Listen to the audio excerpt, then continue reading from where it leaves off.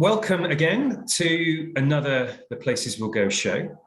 Fabulous that you are joining us or listening back. And of course, once again, we have a fabulous guest on for you to hear their story and their path and their learnings through good, bad, and whatever. Josh, very welcome. Josh Krichefski, fantastic to have you on the show, and hope you're well. Thank you. Yes, I'm very well. Thanks. Great to be here. Yeah, well, it's lovely to have you on, Josh. Obviously, I've known you for quite a while, so I'm going to do a little intro just so that everybody else knows a little bit about you before we get started. Josh has a modestly large job. He's a global CEO and CEO for EMEA for MediaCom, which is certainly the biggest media company in the UK, and I think probably one of the biggest globally. Yeah. He was previously CEO for UK and EMEA, it is a privilege to have you on because you are, I would say, sort of one of the gurus, the big hitters in the media industry, and obviously you've been at MediaCom for 12 years, so huge pedigree. Prior to that, you've done a bunch of cool things. I only just found out you've got a degree in social anthropology and development, so that you bring a different perspective to many people. Richie and I did more sort of businessy type degrees, so bring that different perspective, and I think that will shine through in today's session. I think you started out as a buyer. You were at St. Luke's. You started your own thing, folded in, and became part of Havas. So you've had a pretty cool journey, but I suspect there were bumps along the way, and we'll get into that a little bit. But at MediaCom, I think you're broadly responsible for worldwide growth. Well, that sounds quite intimidating, but despite all of that, I mean, that's certainly impressive. You are one of the most humble people I've met, and you speak very openly about mental health, and I know we'll come into that. I know you've been involved in charity work, not least Transformation Trust, helping children from deprived backgrounds, and also, quite impressively, founding member of the Multiple Sclerosis Society Appeal Board, trying to raise, I don't know, a cool 100 million or something like that.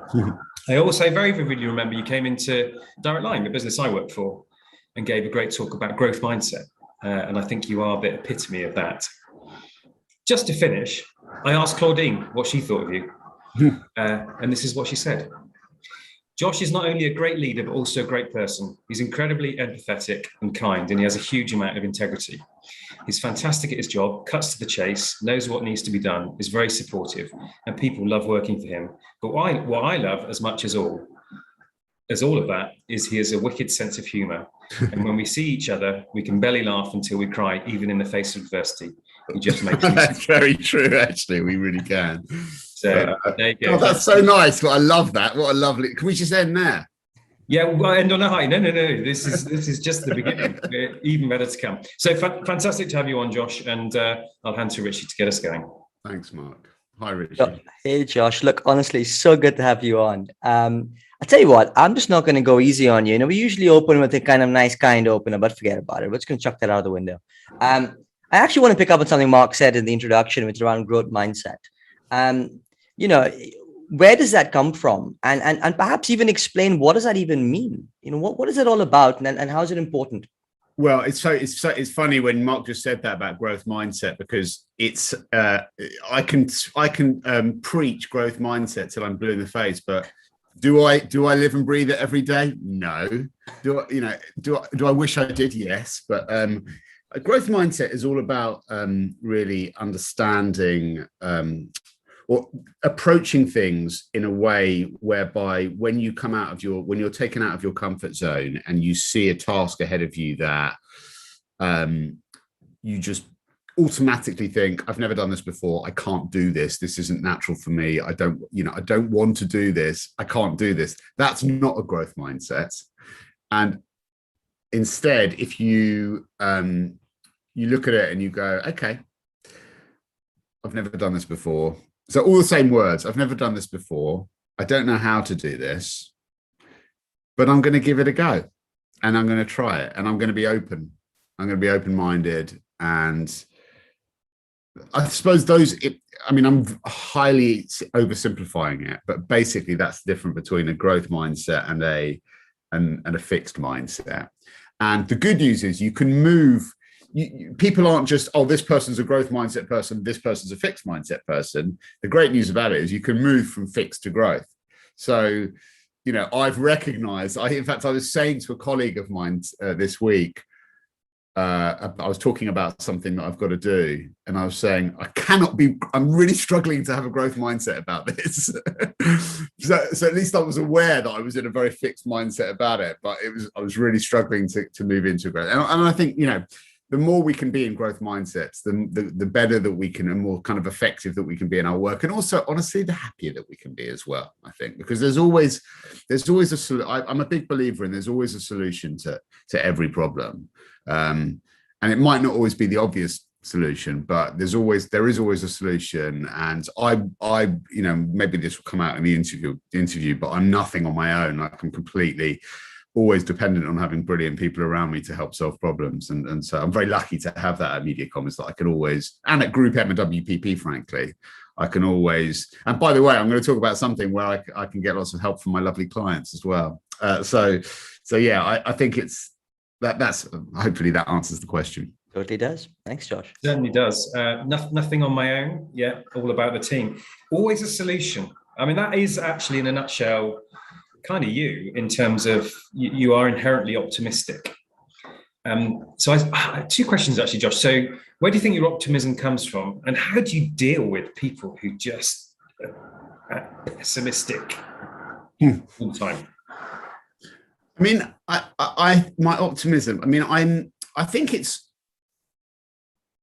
suppose, like, look, I don't always feel optimistic necessarily, even if I may come across as optimistic. But I suppose I love my work. I love my job. Like, I'm really lucky to love the work that I do, and I think that when you go through adversity, like, I think, everyone goes through some form of adversity in their life, or through their careers, or just outside of career bit of life, and you come through it. I think that builds a form of resilience, a form of perspective. And I think that the more I can maintain perspective in my life, the more optimistic I can be about stuff, just generally. And I think, so I think I do, I think I try to keep perspective as much as possible. I mean, if you ask my wife, she'd tell you I've got no perspective at all, but because she sees the very worst of me, and she'd say to you, "What, so optimistic? Are you having a laugh?" But I think that's where optimism comes from within me. It's like, I think it's about perspective. I mean, I think my dad's quite an optimistic person as well. Like, he's really sort of cup half full, and quite solid, I think, in many ways. And I think so. I see that in him a bit, I suppose, as well. Then what was the other question? It's very early. Well, just does it, how do you deal with people who, because some people are inherently pessimistic, it's not bad or wrong, but yeah. How does that detract your energy? How do you deal with that? It makes me laugh sometimes. I've got a really, we work, it's going to kill me for saying this, but we've got a global client president called Kostin Mihaela, who works at MediaCom, who's just like so cup half empty about everything. It's hilarious. And it just makes me laugh, but to see how negative he can be about things. But also, I think it's when you see negativity, you want to overcome it with positivity, don't you? And you want to sort of sell the dream to people and help them see it, and I think, be patient with people. There's always a reason for why someone's coming to something from a different place from me. So I try and see their side of things, and then I try and sort of bring them around to trying to be positive about things. But yeah, I mean, I don't get that wound up by negativity, honestly. I don't. I think I always try and understand other people's perspectives, and that's it really. Josh, clearly being one of the biggest hitters in the media space, and it's probably one of the fastest moving spaces, and I'm clearly in the last 18 months been through, let's call it an upheaval in what it has.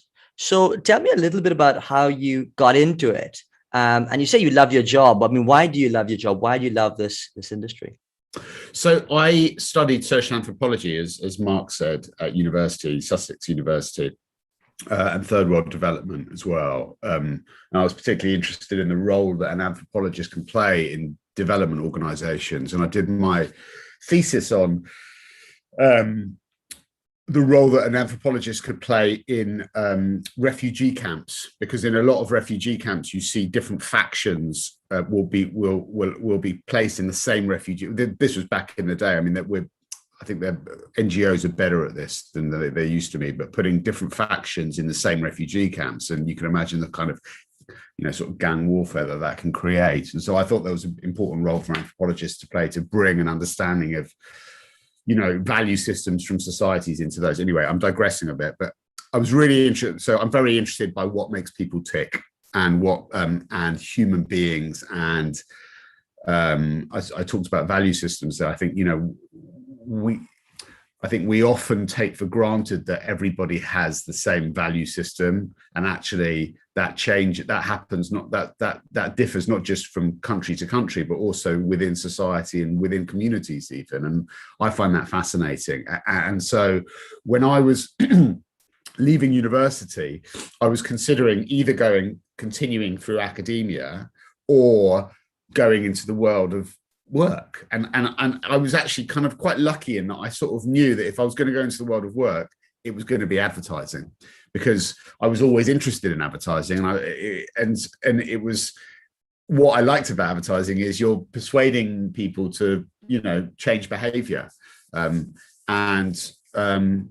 when I left, I kind of made a decision about what's the thing, what's important to me. And honestly, it was two things. First of all, I worried if I was an anthropologist that I was going to be lonely, and that because you go off and you do participant observation on your own in places, so that I worried I might be lonely, and I worried that I'd be skint.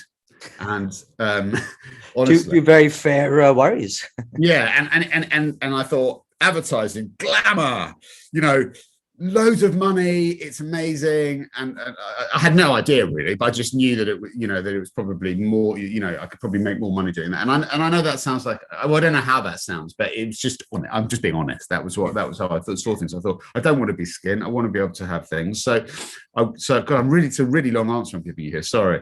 And so I applied for loads of, to all of the agent. I didn't know media existed, by the way. I didn't know there was such a thing as media. I just thought there were advertising agencies. So applied for loads of internships, got an internship for a month at an ad agency called Amirati Puris Lintas, which was part of IPG.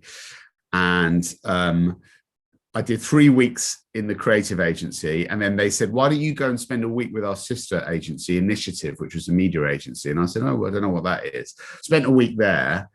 And just really, it suited. I really loved it there because I got to spend time with the kind of research department, and they talked to me about how you look at consumer insight, and I thought that was fascinating. And so at the end of the month, I said to Initiative, if a job comes up, please let me know. And then about 2 weeks later, a job came up, and they called me and said, come and interview for it, and I got the job. Job done. I just want to jump in for 1 second there, Josh, because I think we've got a little bit of a kindred past. In that when I was starting out my career, I actually did a lot of development in rural India, and did quite a few projects where I was looking to help some of the most remote villages out there, sort of 3 hours off the beaten track, and you'd come up and you'd find this little place in the middle of nowhere. And it was about how do you get essential services and hygiene products to them. So there was a bit of a marketing angle to it. But then I was very much thinking about whether academia could be for me as well.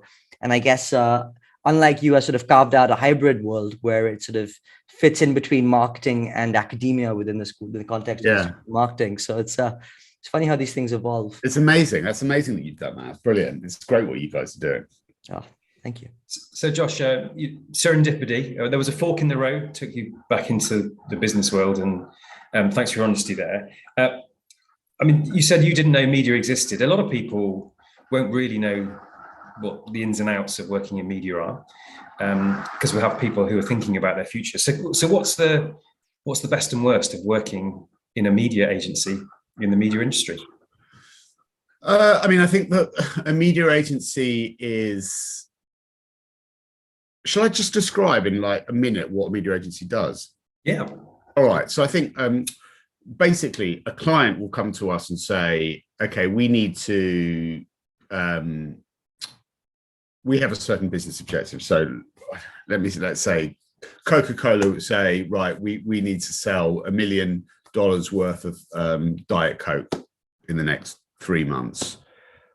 How do we do it? And then we'll do some work with them to understand whether that's about driving increased penetration or whether it's about more purchase of the same audience. And then we will agree what those kind of what the real objectives are from a marketing perspective and business objective, and then we'll develop a strategy using media, but we'll look at the whole communications ecosystem and say the best way of doing that will be either advertising or a combination of advertising and PR, or you might want to do some experiential stuff. Maybe it's full on social media. And then we'll agree that, and then we'll write a brief, and then the media planners or media strategists will develop a kind of a media plan which will incorporate various elements of them. If it's a PR job, it will be then farmed out to a PR agency to do the work. Same with experiential. So we'll develop a kind of a strategy and a plan in terms of where that communication needs to happen, advertising for us mainly, and then we will work out what the measurement for that campaign needs to be, and then we'll track the campaign, and then we will buy the advertising space off media owners, negotiate the best price for our clients, and then we will, after the campaign's happened or during it, we will analyze how successful it's been to deliver the business objective of that client, and then we will use that intelligence for our planning moving forward. That was a really kind of Janet and John example, but you know, I know you know what a media agency does, but just for the wider audience. So it's great because there's lots of kind of diversity of work that can happen within a media agency, and that means it's that's how I think we're quite proud of how long-standing people come and work at MediaCom, because if you get bored of the thing that you're doing, you can go and do something else, and you can learn a completely different skill set, and and I think that's great. And I think as media agencies have evolved, they don't just do the planning and buying bit; they do a hell of a lot of other stuff as well. So that's what's great. I think what's tough is, I think it is. It's quite hard. It's pretty hard work.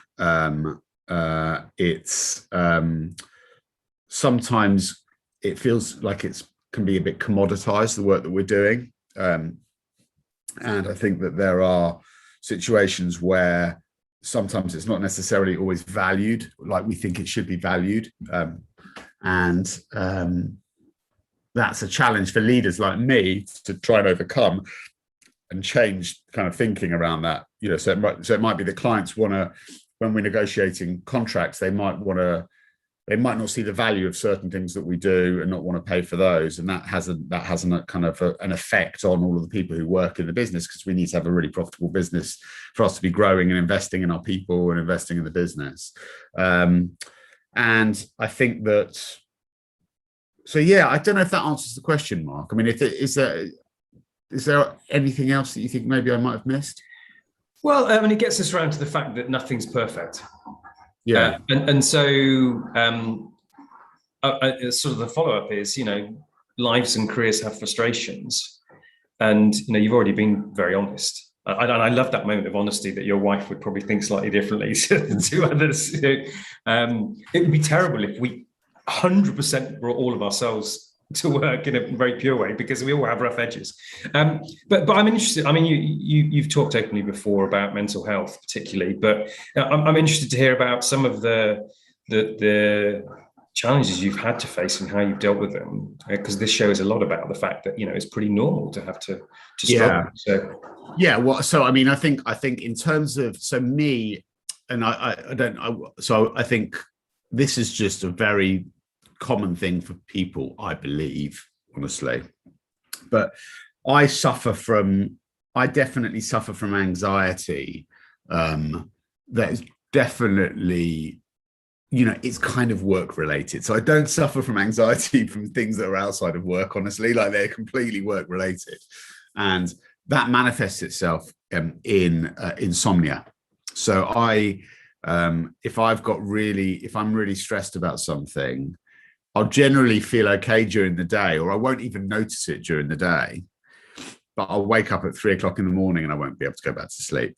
And that's something that I've suffered from for, I would say, probably about 17 or about 16 years now. And that is, that's not because media agencies are stressful. It's because, because I've had loads of different types of jobs, and I was running my own business when it started, actually.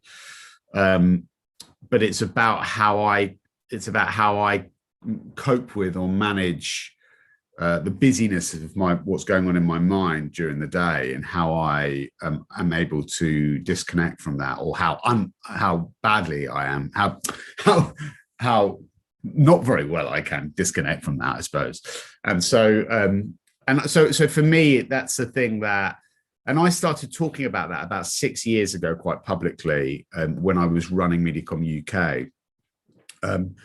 And the reason for that was because I could see that mental health was something that was really important to people, and something that I felt that I should probably speak up at and speak out about and try and normalize, really, because I think that I didn't give it that much thought. But when I started talking about it, I remember the very first time I talked about it on a stage, I was quite nervous because I almost felt like it was like an almost like coming out moment for me to sort of, actually show some vulnerability, but also show, I worried that I'd look weak, or that I'd look like I'm not good enough. I'm not a great leader because I can't handle the stress. But actually, it was quite interesting that no one batted an eyelid when I said it. Like, people were like, yeah, and you could see that people were probably going, well, yeah, I have that as well, and I think quite a lot of people struggle with that. So, but I think it's important for people like me in positions of where we have to make decisions, where we have to lead people, to be open and honest about the fact that, we're not perfect. We're not, it's not all water off a duck's back. We struggle with these things as well, but that we can still have really successful careers where we really love our jobs and feel completely motivated and inspired by people day in, day out, but still can, from time to time, really struggle with anxiety, depression, and so on. So yeah, it's something that and I feel like the more that we focused on it as an agency, on our people's well-being and on their mental health, I think the more successful as a business we have become. Now, I'm not saying it's all down to that, but I definitely think that a workplace that has healthy, mentally healthy people or a workplace where people are thriving, is a high performance workplace generally. You look at sports teams where people are thriving and where the teams are, in flow, you have a successful sports team. And so I think that's what it's not, I don't talk about mental health and then I think about work and how we can perform well. They're the same thing. And that's kind of what I'm trying to achieve, really. Oh, totally. I totally relate to that. And also, it's funny because you pitched the question about, or you talked about the difficulties of disconnecting, and I really do wonder if people like yourself can disconnect. I mean, it's funny, we had Mark Reed on the show got a few months ago now, and he literally talked about how it was 12-hour days, 7 days a week, and by the way, loving his job too. One of the most, it was a fantastic interview as well. But I mean, can you really disconnect? I mean, is that even possible?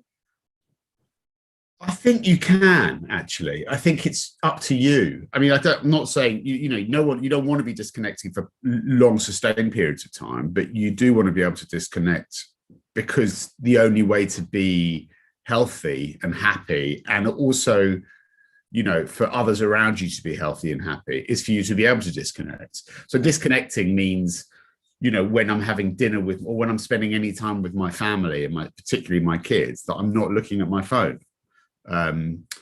Disconnecting is being able to say to myself, have conversations with myself where I say, "Whoa, hang on a minute here. you're losing perspective here. You're putting placing too much importance on this one thing. Zoom out. And I think actually any leader has to be able to do that. I don't think you can be a good leader if you don't. I don't think you can be successful in anything you do if you can't do that, actually. So yeah, I think it's essential. Can I just one small follow-up? Would you say and have the same advice for entrepreneurs? You run your own business too. And I just feel, I don't know if there's a different kettle of fish slightly when you're sort of building something brick by brick up from nothing, whether, it's that obsession that actually spars it on in the face of all adversity versus a corporate role. I think it's a really good question, actually, because I think disconnecting is as important no matter what you do, is what I would say. However, it is slightly different because I think, I think if you're working in the corporate world, to be good at what you do, you need to have quite an entrepreneurial mindset anyway. You need to be really passionate about what you do. You need to be driven. You need to be constantly pushing things on, just like you do when you're an entrepreneur. So I don't think that they're completely different from each other. And I've been an entrepreneur, and I've worked in the corporate world or in agency world. But I do recognize that you are thinking, it completely is your world when you're setting up your own thing and you're building your own thing. So it is slightly different, and you're not taking a salary. Generally, you're trying to build something up, which is, just you're trying to live on what you can while you're trying to build something up. So it is different, but for anyone's, just in the same way that, physical health, in the same way that athletes, they have to have rest periods. They can't just be training all the time. It's the same. And so whilst the two worlds differ, I think everyone needs to be able to disconnect. Gotcha. Yeah, 100% agree. I want to talk a bit about networking, Josh. We heard Claudine's lovely words, and clearly you have to be very well networked in your role. And for some people earlier in their careers, that's quite an intimidating thing. How do I do that? Where do I get started? Particularly in a virtual world, and probably even in a hybrid world. So from somebody I think is probably a bit of a master of networking, what's your top tips? That's I don't think I've ever been asked that question before. And how some people describe them, people describe themselves as I've completely lost what it is. What's the word? I've forgotten it. Anyway, it's interesting to me that you say to me you're a master of networking. I'm not, actually. It's not something that comes particularly naturally to me, and actually I find it intimidating, and I've always found it intimidating. And if I walk into, it's easier for me now because I am well networked. So generally, when I walk into a room of marketing folk, business folk and leaders, particularly in the UK where I live, I feel much more comfortable walking into that room. But if I'm walking into a room in New York and of marketing folk who I don't know particularly, I'm terrified. And actually, if you rewind to 15 years ago, and I'd walked into like the Advertising Association, the conference that they do at the Kingsway. Is it Kingsway?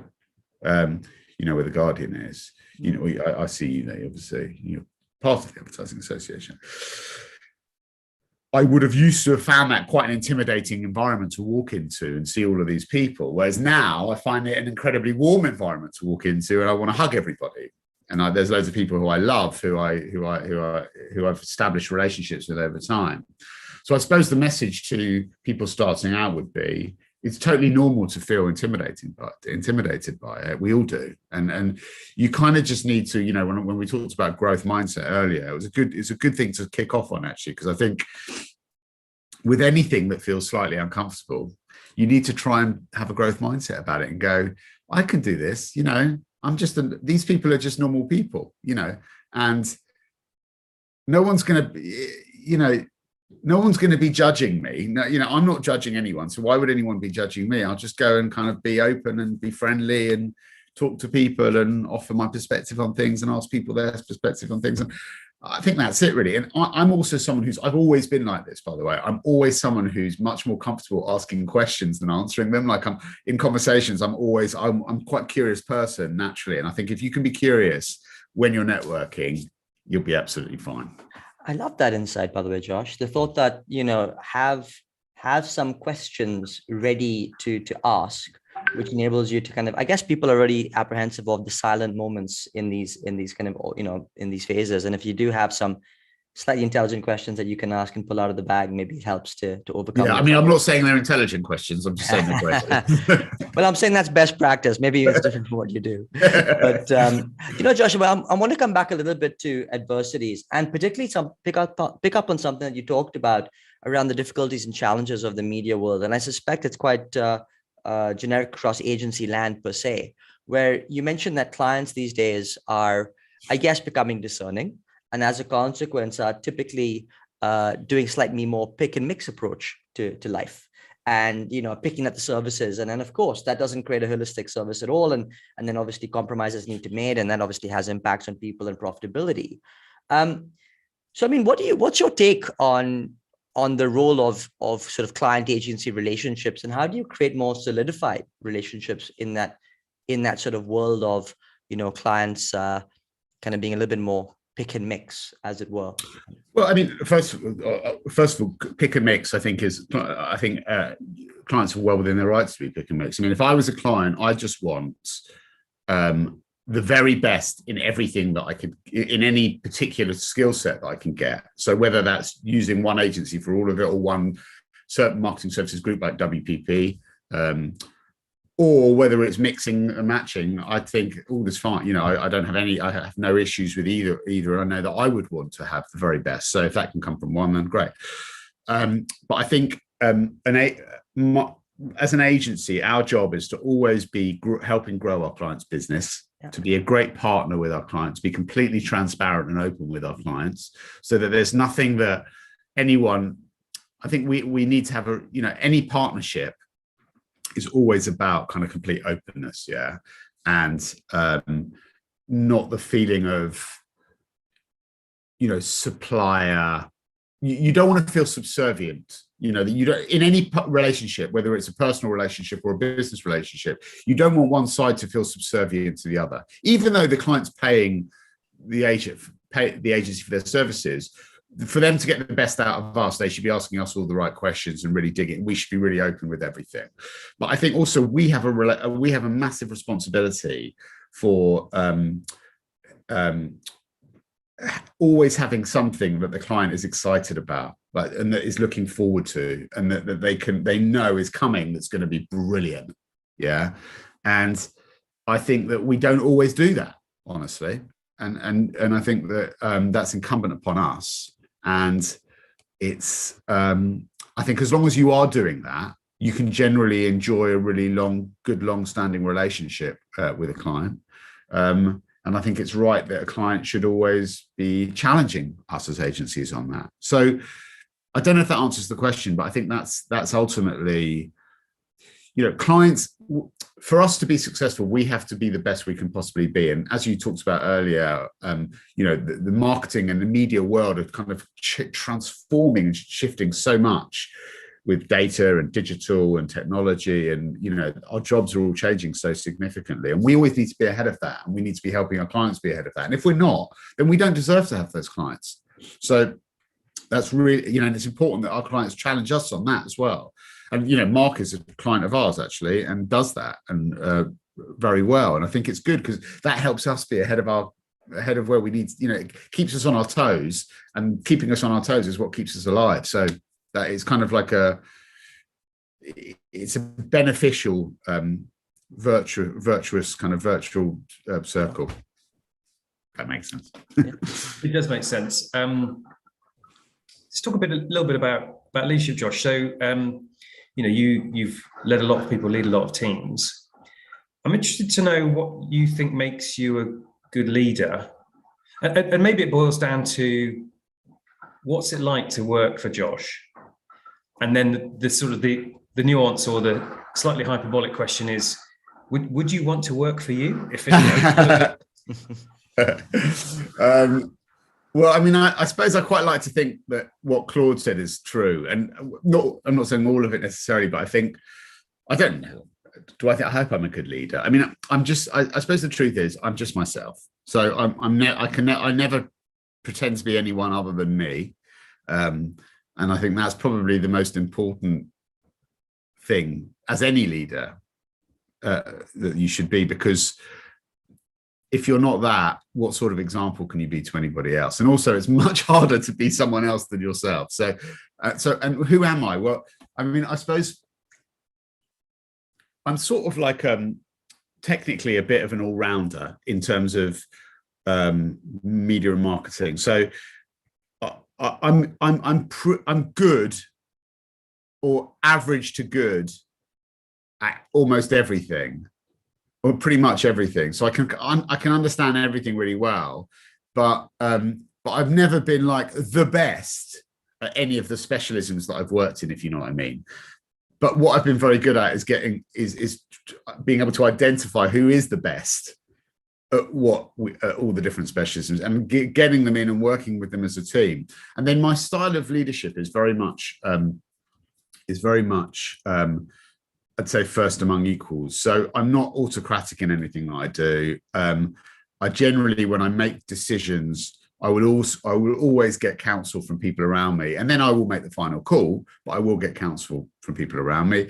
I'm a very strong believer in people not talking about each other behind each other's backs. So if anyone ever comes to me and says, so-and-so, blah, blah, blah, I will always go, well, have you spoken to that person about that? Like I will not feed off that. I will not encourage it. I don't allow it. I don't like it. I'm really into kind of like an open working culture and relationship with all the people that I work with. And then probably finally, the thing I would say now, it's really pelting down out here, actually, like it was where you are.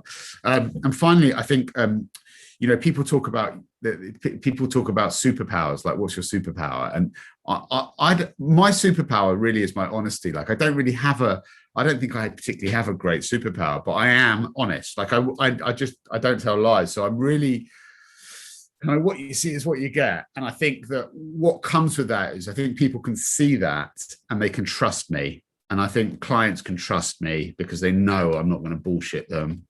And I think as a leader,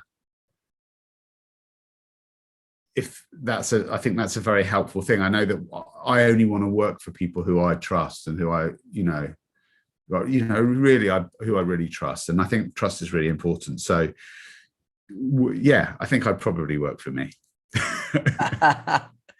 Brilliant. What a way to end. But by the way, that resonated a lot. I was actually having a career development discussion with someone just yesterday. And they were sort of saying, and they were in the marketing world. They were kind of like, looking at around these great people that we have in the ecosystem, kind of saying, yeah, but they all have a specialism. And the reality is for this person, and maybe a bit like you, their specialism or their superpower, the fact that they can actually identify everybody else's specialism, but they don't necessarily need to have one of their own. That's them. That's what makes them tick. And exactly. But equally, you can be a specialist and go to the top of your organization as well. That it doesn't have to be this way or that way. It's just that happens to be, my way happens to have been a much more of a T-shaped approach. Yeah, for sure. Well, the good old squiggly career, as Helen Tupp would say. Yeah. But look, I think we're out of time this morning. So Josh, thank you. It's been absolutely phenomenal to have you on. I mean, it's, to be truly honest, it is that sense of integrity and ethics and morals and values that you bring, which has just been, really exciting, quite frankly, and refreshing.